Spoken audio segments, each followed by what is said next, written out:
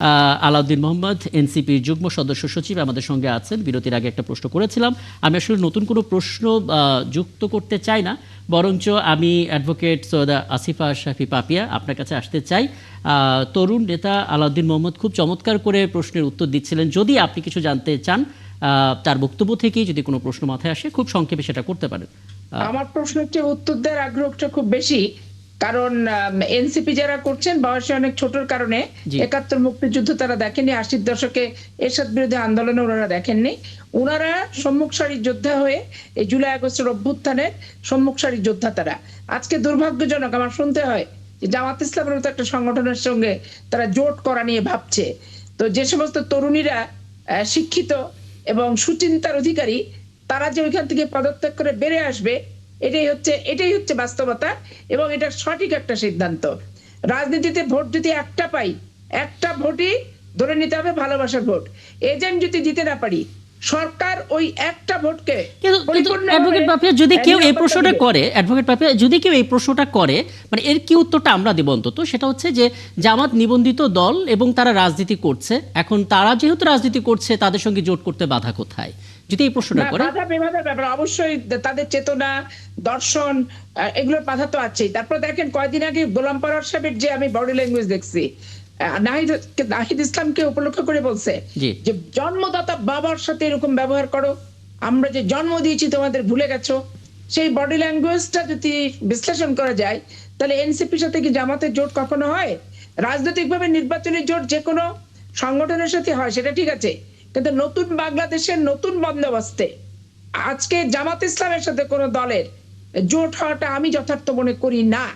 এবং আধুনিক চিন্তা চেতনার ধারক বাহক এবং যারা নতুন বাংলাদেশের বন্দোবস্তের কথা সবসময় বলে আসছে, তাদের একঝাঁক তরুণ তরুণী পদত্যাগ করে বেড়ে এসে স্বতন্ত্রই দাঁড়াক, 10টা ভোট পাক, 5টা ভোট পাক। আপনি আপনার বক্তব্যটা স্পষ্ট করেছেন। এখানে আমার একটা প্রশ্ন আছে, সেটা হলো যে কার কাছে? আলাউদ্দিন আহমেদ এবং বোথ, আচ্ছা, এই পাপিয়া ম্যাডামের কাছে। সেটা হলো যে এই যে এনসিপির জামাতের সঙ্গে নির্বাচনের সিট ভাগাভাগিকে কেন্দ্র করে যে ধরনের সমালোচনা সামনে চলে আসছে, এটা অনেকটা ঠিক আওয়ামী লীগের ন্যারেটিভের মতোই ব্যাপারটা, ন্যারেটিভের মতো যে জামাত মানে মুক্তিযুদ্ধের চেতনা হ্যান ইত্যাদি। আমি যেটা বলতে চাচ্ছি যে এখন যদি এরকম হয়, ঠিক এটাকে যদি আদর্শ হিসাবে আমরা ধরে নিচ্ছি এবং আওয়ামী লীগ একই কথা বলে, সেক্ষেত্রে কি এটা হতে পারে যে আওয়ামী লীগের সাথে জোট হলে, একটা ফ্যাসিস্ট সরকারের সাথে জোট হলে সেটা হবে, একটা সঠিক জায়গায় যাওয়া যাবে?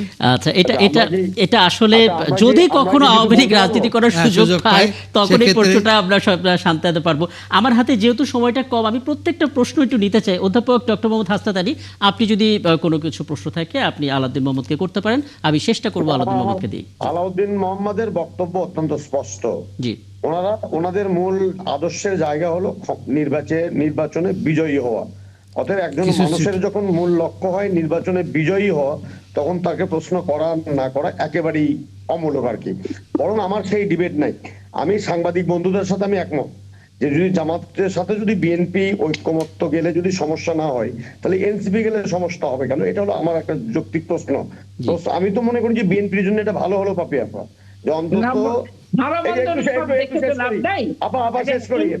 ইনসাফের ব্যাপার আছে। যারা পাকিস্তান জিন্দাবাদ বলে আর এরা বাংলাদেশ জিন্দাবাদ বলে, এটা হয়? আমি শেষ করি। আমি বলতে তারা যে নতুন বন্দোবস্তের স্লোগান দিয়ে একটা জাতির মধ্যে যে এক ধরনের কি বলবো যে ভাইব তৈরি করেছিল, সেটার অপমৃত্যু তারা নিজেরা করলো। এটার জন্য আমার কষ্ট হচ্ছে।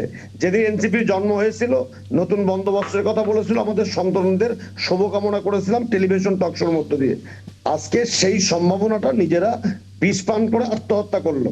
এবং নিজেরা যদি আত্মহত্যা করে, সেখান থেকে তো তাদেরকে বাঁচানোর তো কিছু নাই।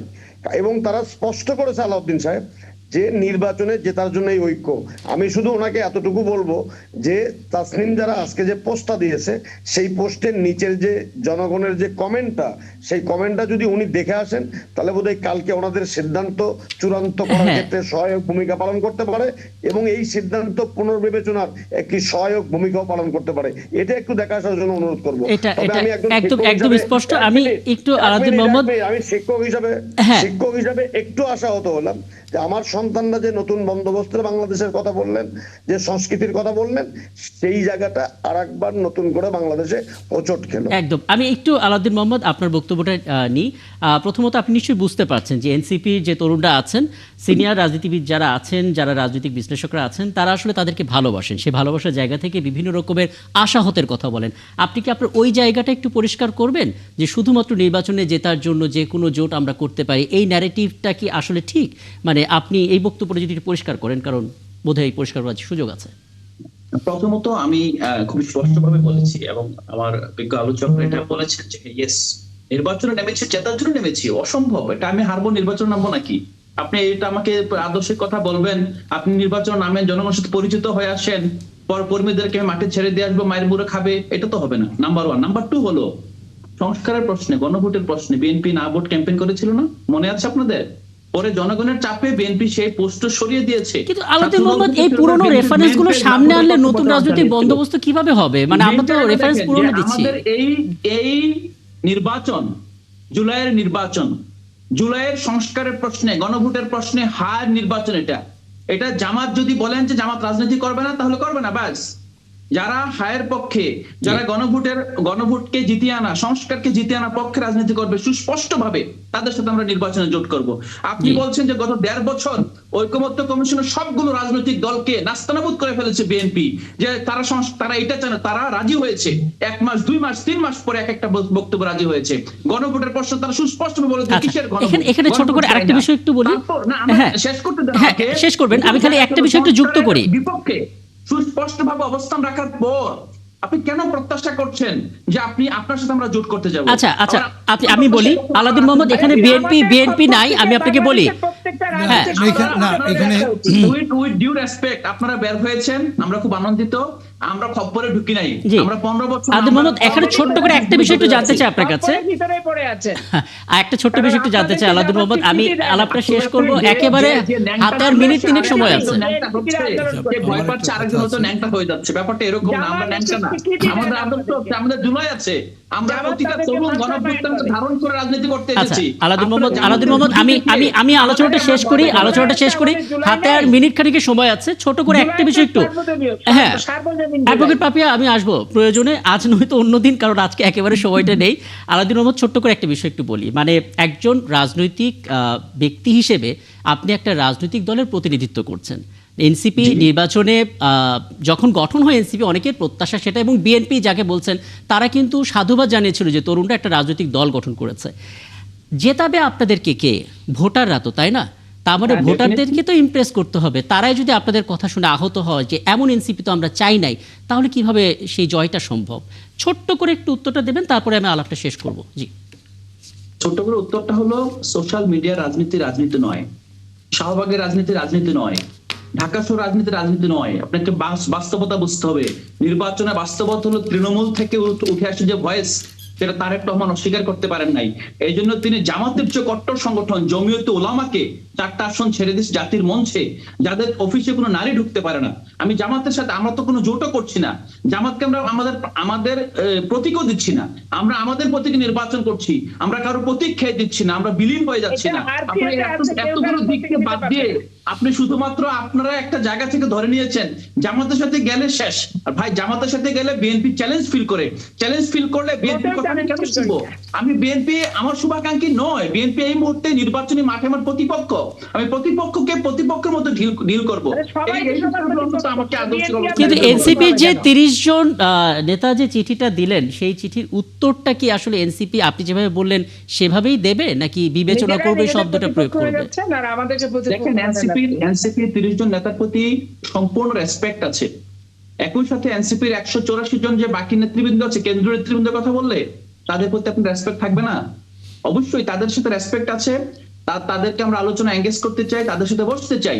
লাস্ট কথাটা হলো, আমাদের লাস্ট ইসি মিটিং এ সর্বসম্মতভাবে 2 জন মাত্র ভেটু দিয়েছিল এই জোটে যাওয়া যাবে না, কিন্তু এই মিটিং এ যারা নীরব ছিল তারা পরদিন আলাদা জোট করে সেখানে বলছে তারা আসলে এই জোটের বিপক্ষে অবস্থান নিচ্ছে ফেসবুকে পাবলিকলি।